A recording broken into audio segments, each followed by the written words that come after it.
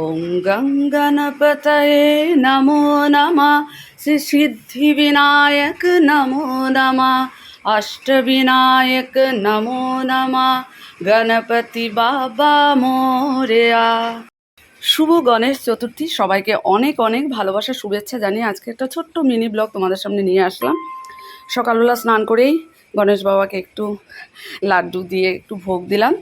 তারপরে আমি দেখো আয়নার সামনে একটু ক্রিম দিয়ে চুল আঁচড়িয়ে সিঁদুর পরে এখন যাব রান্নাঘরে। স্কুল তো আর ছুটি নেই, আগে কিন্তু আমাদের গণেশ চতুর্থীতে গণেশ পুজোতে ছুটি থাকতো, এখন হাফ ছুটিও হয় না। আর এই গণেশ পুজো দিয়েই আমাদের পূজার শুভারম্ভ হলো। এক এক করে বিশ্বকর্মা পূজা, তারপর আসবে দুর্গা পূজা। সত্যি আর এবার পূজা অনেক আগে, তো যাক, দুর্গা পূজা বললেই মনটা যেন কেমন একটা সত্যি অন্যরকম একটা আনন্দ। তারপর চুল আসছে বাইরে কাপড়টা দিয়েছিলাম, যেটা আমি কাল স্কুলে পরে গেছিলাম। আমি তো প্রতিদিনের কাপড়ই আমি ধুয়ে দিই, এটা এখন না, আমার অনেক বছরের হ্যাবিট। আমি বাইরে থেকে কোনো কাপড় এনে না ধুয়ে আমি গডরেজে তুলে রাখি না। তো এই ভাঁজ করে রাখলাম, ভালো করে ভাঁজ করে রাখলে তখন আর মানে তাড়াতাড়ি করে গডরেজে ভরিয়ে রাখতে পারি। এর মধ্যে ছেলেও চলে আসলো যোগা ক্লাস থেকে।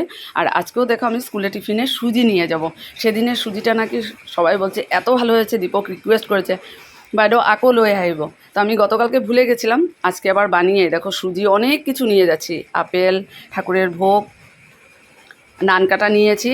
আর এই দেখো এই শাড়িটা না আমি কোভিডের সময় অনলাইন থেকে আনিয়েছিলাম, তো ব্লাউজ মানে বানাইনি বলে পরতে পারিনি। যদিও এটার সঙ্গে হোয়াইট ব্লাউজ কিন্তু খুব মানাবে। আর পুরী থেকে আনা নতুন ব্যাগটা আজকে নিয়ে আমি স্কুল রওনা হচ্ছি। আর বেশ কড়া রোদ, তো দেখো বাসেও বসে গেছি, যাচ্ছি। মধুমিতাতে সবাই বলছে দুর্গাপুজো লেগেই গেল, স্কুল অবধি পৌঁছে গেলাম। আর এই দেখো অ্যাসেম্বলি করে যাচ্ছে, তারপর আমি আবার বাসে বাড়ির জন্য রওনা হলাম।